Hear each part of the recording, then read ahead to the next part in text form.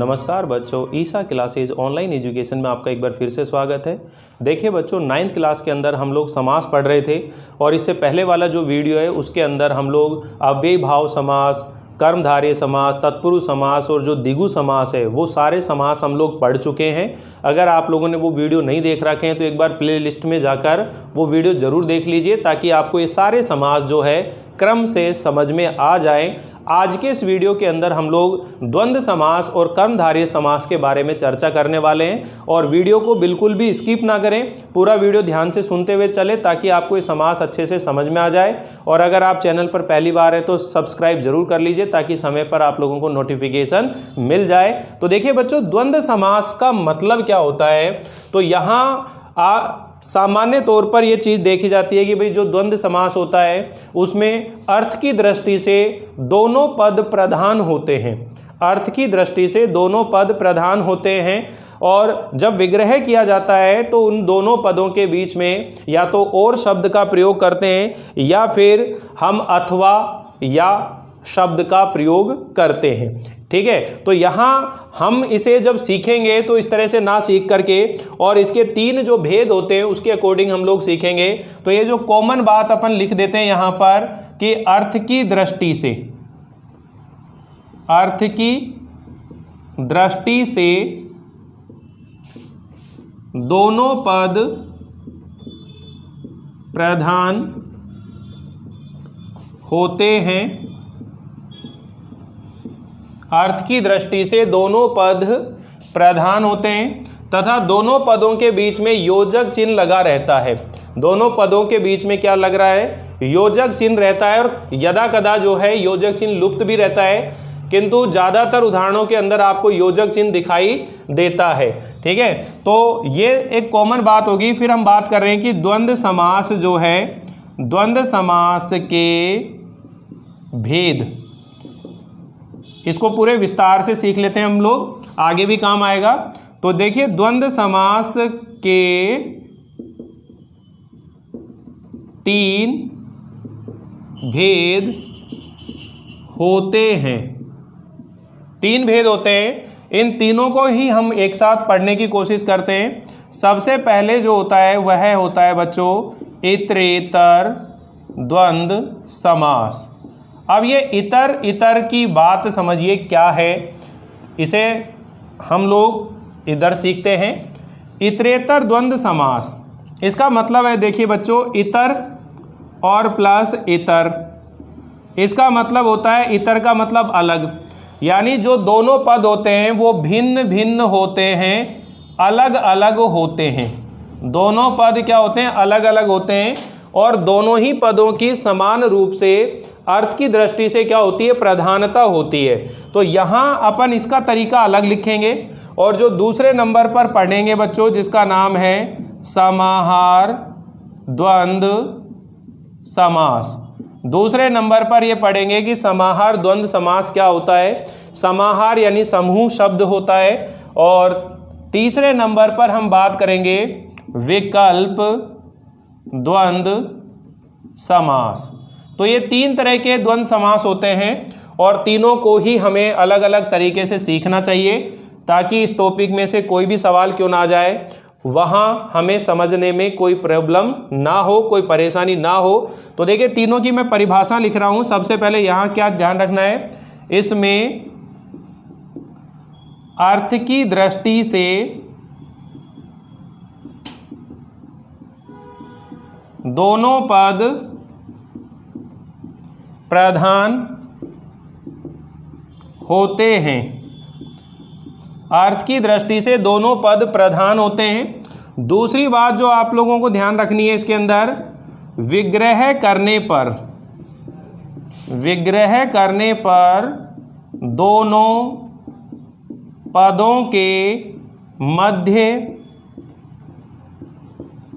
और शब्द लिखते हैं। ठीक है, तो इसे समझिएगा। जब हम विग्रह करेंगे तो इन दोनों पदों के मध्य में क्या लिखेंगे, और शब्द का प्रयोग किया जाता है। जैसे मैं यहां पर कह रहा हूं कि सीता राम तो इसका जब विग्रह करेंगे तो क्या करेंगे, सीता और राम। जैसे यहां कह रहे हैं राम लक्ष्मण, तो क्या करेंगे, राम और लक्ष्मण, राम लक्ष्मण। ठीक है। इसी तरह मान लीजिए कह रहे हैं कृष्ण अर्जुन, तो कृष्ण अर्जुन का क्या करेंगे, कृष्ण और अर्जुन, कृष्ण अर्जुन। यानी अर्थ की दृष्टि से यहाँ इन दोनों ही पदों की समान रूप से प्रधानता होती है। जैसे मान लीजिए अपन कह रहे हैं पति पत्नी, तो क्या करेंगे, पति और पत्नी। अगर आपसे कह रहे हैं माता पिता, तो क्या लिखेंगे, माता और पिता, माता पिता, माता और पिता। जैसे बोल रहे हैं भाई बहन, तो भाई और बहन। ठीक है। पिता पुत्र, पिता और पुत्र। ठीक है। तो इस तरह से आप यहाँ इन शब्दों का प्रयोग करेंगे। जैसे अपन सामान्य तौर पर इनको ऐसे भी लिख सकते हैं कि भाई जो दोनों पद होंगे उन दोनों पदों की क्या रखनी है, आपको समान रूप से प्रधानता रखनी है। अब हम इसके बारे में बात करते हैं समाहार द्वंद्व समास। अब देखिए समाहार द्वंद्व समास में क्या होता है बच्चों, कि यहाँ जो दोनों पद होंगे वो दोनों पद मिलकर किसी समूह का बोध कराते हैं। जैसे आम बोलचाल में कई बार हम बोल देते हैं कि भाई घर पर मेहमान आए हैं तो भाई चाय पानी ले आओ। तो अब देखिए चाय पानी ये दो शब्द आए हैं, तो ये दो शब्द मिलकर एक समूह का बोध कराएंगे। कैसे कराएंगे कि वहाँ केवल चाय और पानी की बात नहीं हो रही है, बल्कि इस बात के लिए कहा गया है कि मेहमान आए हैं, कुछ नाश्ते वगैरह की तैयारी करो। जैसे अपन कह रहे हैं कि भाई समाज में बहू बेटियों का सम्मान करना चाहिए। अब समाज में बहू बेटियों का सम्मान करना चाहिए, इसका तात्पर्य केवल बहू और बेटी से नहीं है, बल्कि समस्त स्त्री जाति से है कि समाज में जो स्त्री जाति है उसका हमें सम्मान करना चाहिए। तो यहाँ बहू और बेटी जो शब्द है ये मिलकर एक समूह का बोध कराता है। जैसे शादी ब्याह होती है तो अपन यूँ कहते हैं भाई कुर्ता टोपी देना है, तो ये जो कुर्ता टोपी जो शब्द है इसके अंदर ना तो कुर्ता होता है ना टोपी होती है। कुर्ता टोपी का मतलब है या तो 5 कपड़े होते हैं, 7 कपड़े होते हैं, 11 कपड़े होते हैं, ऐसे कपड़ों का एक समूह होता है जिसे हम कुर्ता टोपी कहकर संबोधित करते हैं। जैसे अपन कह रहे हैं भाई क्या कर रहा है आजकल, बहुत दिन बाद मिला, कुछ नहीं यार बस दाल रोटी चल रही है। अब ये दाल रोटी चल रही है इसका मतलब क्या है कि जीवन निर्वाह करने का कोई ना कोई व्यवसाय चल रहा है। और बाल बच्चे कैसे हैं, बाल बच्चे मतलब घर परिवार कैसा है, ठीक है, ढोर डंगर सही है कि नहीं है, ढोर डंगर। तो ये क्या कहा जाता है कि जो दोनों पद होंगे बच्चों वो किसी ना किसी समूह का बोध करा रहे होंगे। क्लियर हो रहा है नहीं हो रहा, आप ये बताइए कि जैसे ये इतरेतर द्वंद्व समास होता है, इसमें तो दोनों संज्ञा शब्द आते हैं और दोनों ही पदों की क्या रहेगी, प्रधानता रहती है। लेकिन जो समाहार शब्द होता है वो दोनों पद मिलकर किसी समूह का बोध करा रहे होते हैं। तो इसमें बहुत सारे उदाहरण हम लोग पढ़ेंगे। भाई ढोर डंगर, कुआ कोठी, कपड़े लत्ते, जमीन जायदाद, कागज पत्र, भांडा बर्तन, बाप दादा, सांप बिच्छू, कूड़ा करकट, लोहा लक्कड़, घास फूस, इस तरह कई तरह की शब्दावली हम लोग लिख सकते हैं। तो यहाँ मैं आपको पहले परिभाषा लिखता हूँ कि इसमें दोनों पद मिलकर किसी समूह का बोध कराते हैं। ठीक। दूसरी बात क्या ध्यान रखनी है, विग्रह करने पर दोनों पदों के मध्य में, दोनों पदों के अंत में, दोनों पदों के अंत में इत्यादि शब्द लिखते हैं। दोनों पदों के अंत में इत्यादि शब्द लिखते हैं। तो देखिए उदाहरण समझिए, जैसे मैं कह रहा हूं बहु बेटी, तो इसका विग्रह कैसे करेंगे? बहु बेटी इत्यादि, बहु बेटी इत्यादि। ठीक है। अगर आपसे कह रहे हैं दाल रोटी, क्या लिख रहे हैं? दाल रोटी, तो क्या करेंगे? दाल रोटी इत्यादि। तो दाल रोटी इत्यादि हो गया। ठीक है, दाल रोटी इत्यादि। ठीक। चाय पानी, तो क्या करेंगे? चाय पानी इत्यादि। तो क्या बन जाएगा? चाय पानी इत्यादि। इसके अलावा भी जो है, जैसे बोल रहे हैं भांडा बर्तन, क्या करेंगे? भांडा बर्तन इत्यादि। कपड़े लत्ते, कपड़े लत्ते इत्यादि। ढोर डंगर इत्यादि। फल फूल इत्यादि। इस तरह से यहाँ इसका विग्रह करेंगे। अब यहाँ देखिए विकल्प द्वंद्व समास क्या होता है बच्चों? इसमें विकल्प या विलोम शब्द होते हैं। दूसरी बात, विग्रह करने पर दोनों पदों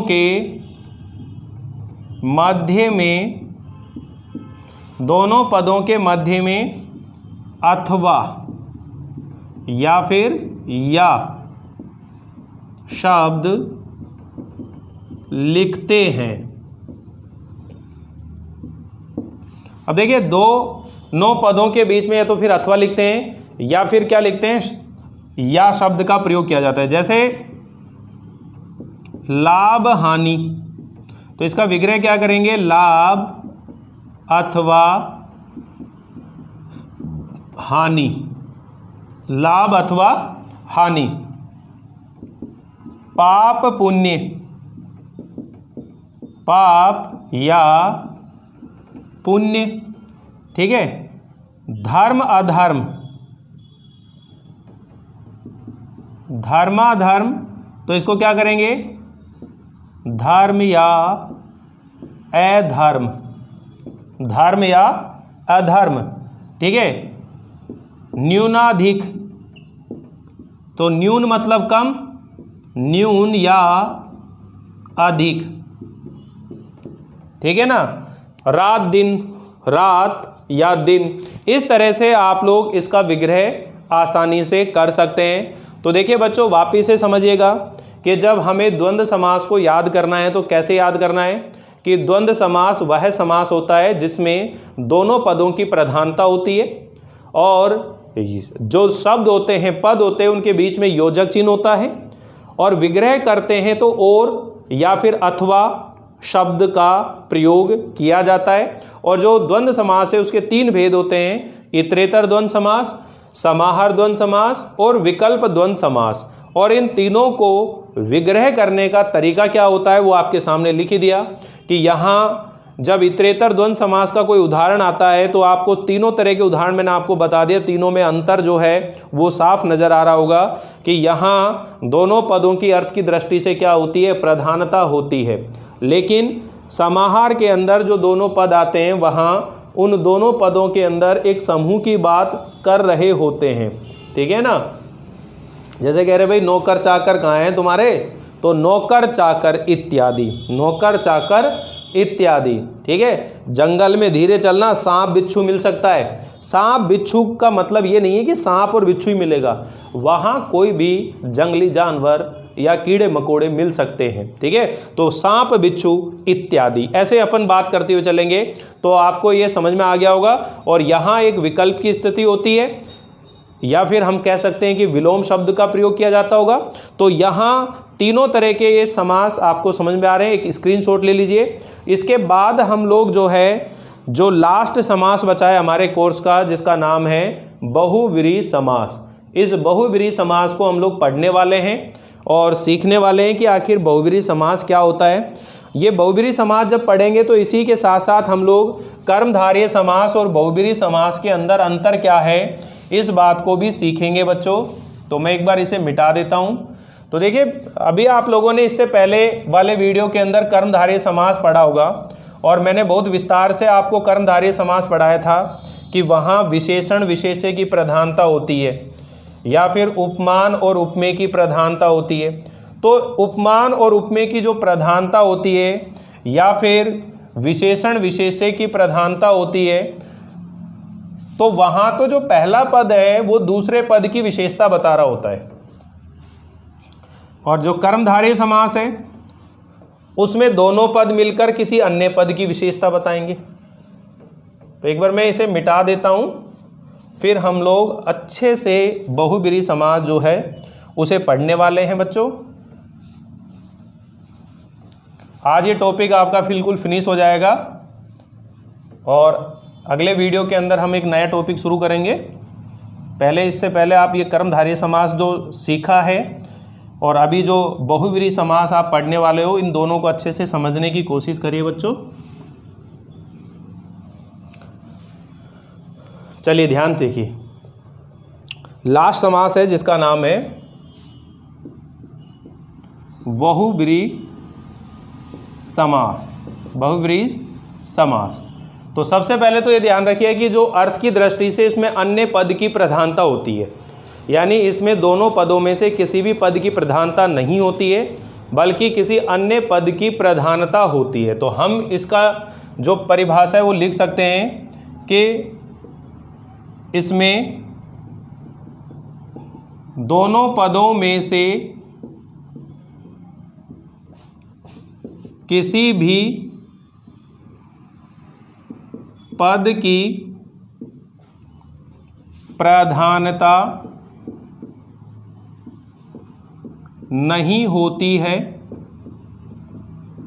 प्रधानता नहीं होती है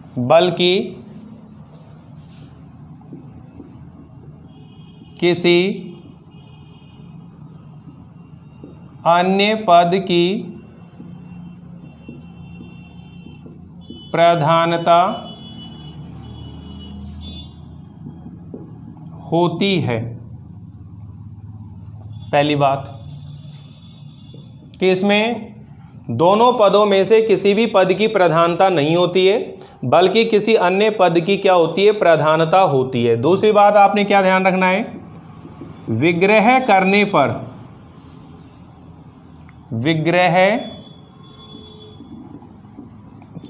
पर है जो जिसका जिसकी जिसके वाला वह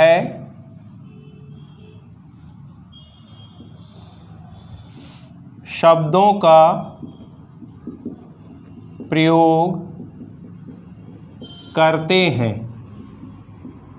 जब विग्रह करते हैं तो है जो, जिसका, जिसकी, या फिर वाला या फिर वह शब्दों का प्रयोग करते हैं। अब ध्यान रखिएगा बच्चों कि कर्मधारय और बहुव्रीहि समास में अंतर क्या है। मैं आपको यहाँ लिख देता हूँ, नोट करके आप लोग इसे लिख लेंगे। कर्मधारय एवं बहुव्रीहि समास में अंतर। ठीक है, कर्मधारय एवं बहुव्रीहि समास में अंतर। तो क्या अंतर है,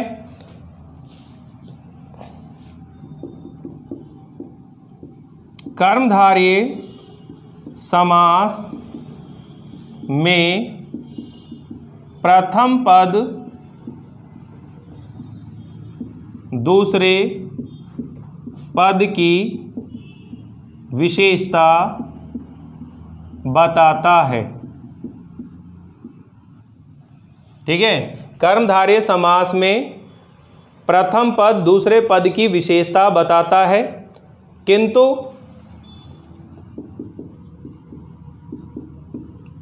बहुव्रीहि समास में दोनों पद विशेषण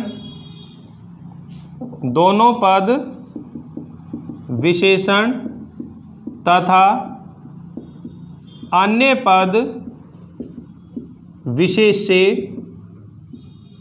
होता है। ठीक, अब क्या मतलब है ये समझिएगा बच्चों, कि जैसे कर्मधारय समास है, तो अगर मान लीजिए कर्मधारय समास के अनुसार अपन कोई चीज़ करेंगे तो क्या मतलब होगा। जैसे मैं आपके सामने यहाँ एक उदाहरण लिख देता हूँ, जैसे पीताम्बर शब्द है, अब इसको हिंदी में अपन यूँ कह सकते हैं पीला वस्त्र, पीला कपड़ा हो गया, पीताम्बर हो गया, यानी पीला वस्त्र। तो जब अपन विग्रह करेंगे तो इसमें तो क्या कर रहे हैं, पीला कपड़ा, पीत यानी कि पीला है, जो अंबर यानी कि वस्त्र। यहाँ तो आप कपड़े की विशेषता बता रहे हो, यानी पीला है जो वस्त्र, ऐसे आप समझ लीजिए, पीताम्बर हो गया। ठीक है, ये तो हुआ कि जो पहला पद है ये दूसरे पद की क्या बता रहा है, विशेषता बता रहा है। ये पहला पद दूसरे पद की विशेषता बता रहा है। लेकिन जब कर्मधारय समास ना करके और बहुव्रीहि समास पढ़ते हैं तो इसके अंदर क्या हो जाता है बच्चों, कि इसी शब्द को अपन बात करें पीताम्बर, और ये पीताम्बर बोला जाता है कृष्ण भगवान जी को। किसको बोला जाता है, कृष्ण भगवान जी को। तो यहाँ पर तो ये जो पहला पद है ये विशेषण है, पहला पद क्या है, विशेषण, और ये दूसरा पद क्या है, विशेष्य, यानी पहला पद विशेषण और दूसरा पद विशेष्य। पहला पद दूसरे पद की विशेषता बता रहा है तो ये होगा कर्मधारय समास। लेकिन जब दोनों ही पद मिलकर किसके रूप में काम करने लग जाएं, विशेषण के रूप में, और ये किसकी विशेषता बता रहे हैं, कृष्ण की, तो जो अन्य पद है वो क्या बन जाता है, विशेष्य बन जाता है। तो दोनों पद जब विशेषण की तरह प्रयुक्त होते हैं और किसी अन्य पद की विशेषता बता रहे होते हैं तो वहाँ बहुव्रीहि समास होता है। और ऐसी कंडीशन में जब विग्रह करते हैं तो अपन कैसे करते हैं, पीत है जिसके अंबर यानी वस्त्र, वह जिसके पीले वस्त्र हैं, ऐसे भी आप कर सकते हो, पीले हैं जिसके वस्त्र वह, तो वह कौन है, कृष्ण भगवान है, पीताम्बर है। तो अभी ये एक बार स्क्रीनशॉट ले लीजिए और फिर मैं आपको बहुव्रीहि समास जो है उसके बहुत सारे उदाहरण समझा रहा हूँ, क्योंकि ये तो आपको चीज़ें क्लियर होगी कि जब पहला पद दूसरे पद की विशेषता बता रहा होता है तो वह कर्मधारय समास होता है। लेकिन जब दोनों ही पद विशेषण की तरह काम करने लग जाएं और किसी अन्य पद की जो है वो विशेषता बताते हैं तो फिर वहाँ पर वो समास का नाम पड़ जाएगा बहुव्रीहि समास। ठीक, तो आप उदाहरण सीखते चलिए और पढ़ते चलिए।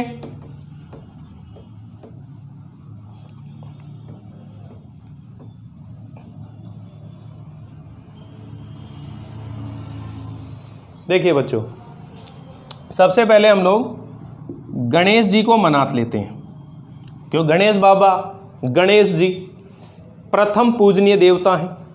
अब देखिए, जब भी समास होगा या फिर संधि होगी तो उसमें दो पद अवश्य होंगे। तो जैसे गणेश शब्द है, इसका जब हम संधि विच्छेद करेंगे तो क्या करेंगे, गण प्लस ईश, गण यानी देवता, ईश यानी कि स्वामी, यानी देवताओं का स्वामी है कौन, गणेश। तो गणेश जी को देखिए किस किस नाम से जान जाता है, गणेश, इसी को हम बोलते हैं गजानन। गज मतलब हाथी, आनन यानी मुख, हाथी का मुख है जिसका वह। ठीक, एक आप ये भी जरूर ध्यान रख लेना कि ये जो समास है इसे हम दो तरीके से पढ़ सकते हैं और दोनों ही तरीके जो हैं बिल्कुल राइट हैं। एक हिंदी का और एक संस्कृत का, दो तरीके हैं। तो एक तो आप यूं कर सकते हो डायरेक्ट ही, गणों का ईश है जो वह है। एक तो ये हो गया आपका संस्कृत का पैटर्न कहलाता है ये, कि आप डायरेक्ट इसका विग्रह कर दें। राइट है दोनों, आप दोनों तरीकों में से किसी भी तरीके से विग्रह कर सकते हैं, गलत नहीं है। यहाँ आपने बना दिया गणों का ईश है जो वह है, और इसी चीज़ को आप ऐसे बना सकते हो, वह है जो गणों का ईश है। तो कौन है वो? गणेश जी। तो दोनों ही सही हैं, दोनों में शब्द सारे सेम हैं, केवल शब्दों का क्रम चेंज हो गया है। तो आपको जो उचित लगे उस तरीके से कर सकते हैं। जैसे अब गजानन है तो आप क्या करेंगे, गज यानी हाथी, का आनन यानी मुख है जिसका वह है। तो ये तो संस्कृत तरीके से कर दिया।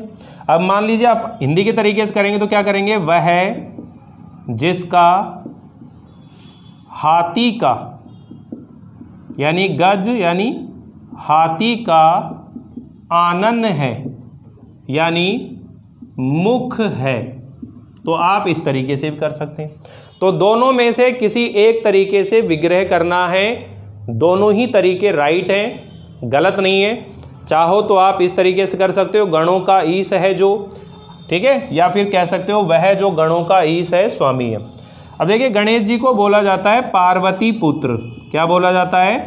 पार्वती पुत्र। तो आप क्या करेंगे, वह है जो पार्वती का पुत्र है। वह जो पार्वती का पुत्र है उसे हम क्या कहते हैं? पार्वती पुत्र बोलते हैं। ठीक है। इसी गणेश जी का एक नाम आता है वक्रतुंड। क्या आता है? वक्रतुंड। ठीक है। वह है जिसका तुंड यानी कि मुख वक्र है, टेढ़ा है। वह जिसका मुख वक्र है यानी टेढ़ा है, वक्रतुंड कहलाता है। ठीक है। तो इस तरह से आप इनका विग्रह कर सकते हैं।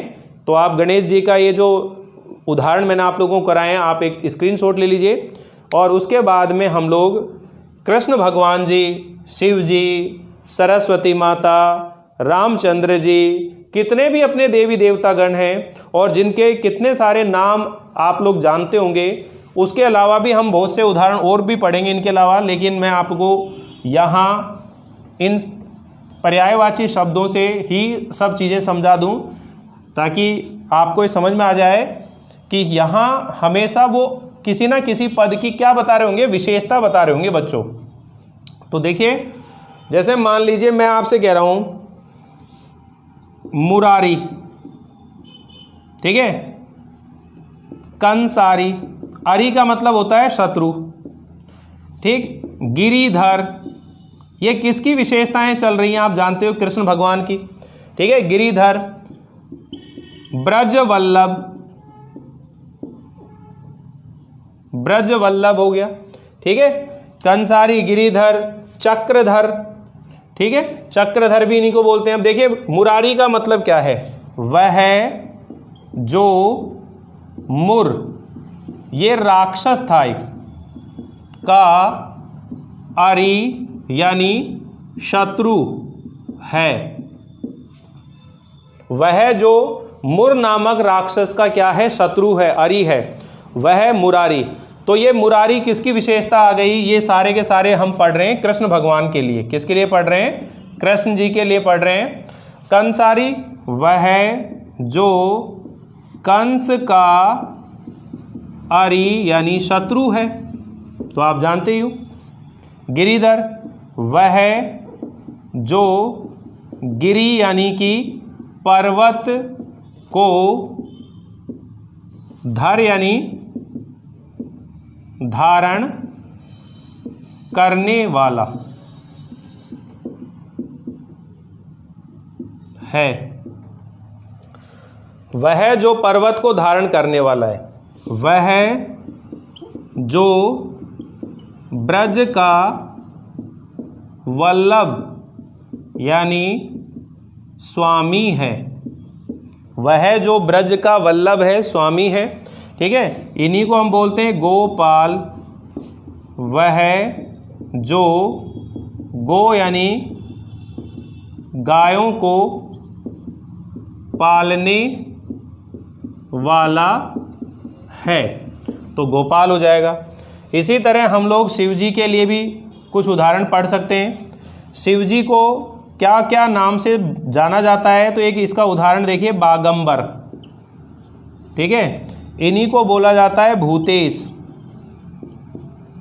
ठीक, इन्हीं को बोला जाता है जानी भूतनाथ भी बोला जाता है। मैं आपको ऐसे उदाहरण बताना चाहता हूँ। महादेव आप जानते ही हो, ठीक है, महादेव इनको बोला ही जाता है। ये ऐसे उदाहरण और जो ऐसे जो आपके काम आ सकते हैं, तो जैसे पंचानन भी जो है भगवान शिव जी और हनुमान जी के लिए आता है। पंचानन, पंचमुखी हनुमान जी भी आते हैं और शिव जी के लिए भी बोला जाता है। तो देखिए एक उदाहरण इनका आता है आशुतोष। कौन सा आता है?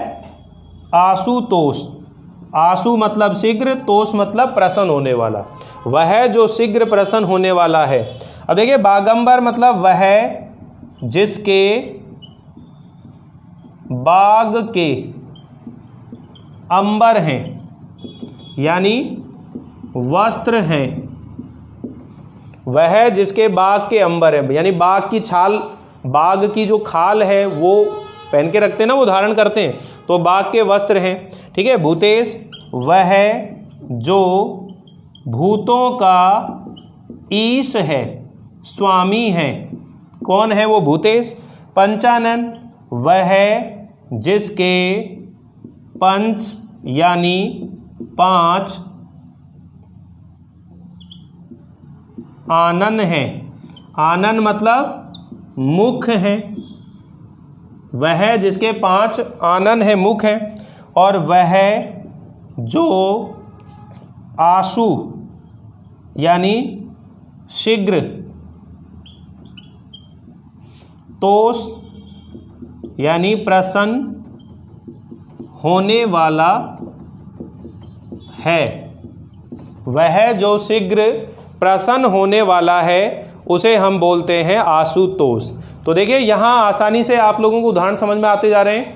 और दशानन का आप जानते हो, वह जिसके 10 आनन हैं उसे हम दशानन कहते हैं। दशानन 10 सिर वाला। किसकी विशेषता है 10 सिर? रावण की है। अगर हम ये कहें धनुष पाणी यानी धनुष हाथ में है जिसके, तो धनुष किसके लिए आता है? ये राम जी के लिए आता है। और राम जी को ही कमल नयन बोला जाता है, राजीव नयन बोला जाता है। कमल नयन, राजीव नयन ये भगवान राम जी के हैं नाम या उनकी विशेषताएं। तो केवल आपने ये ध्यान रखना है कि क्या विशेषताएं हैं यहाँ।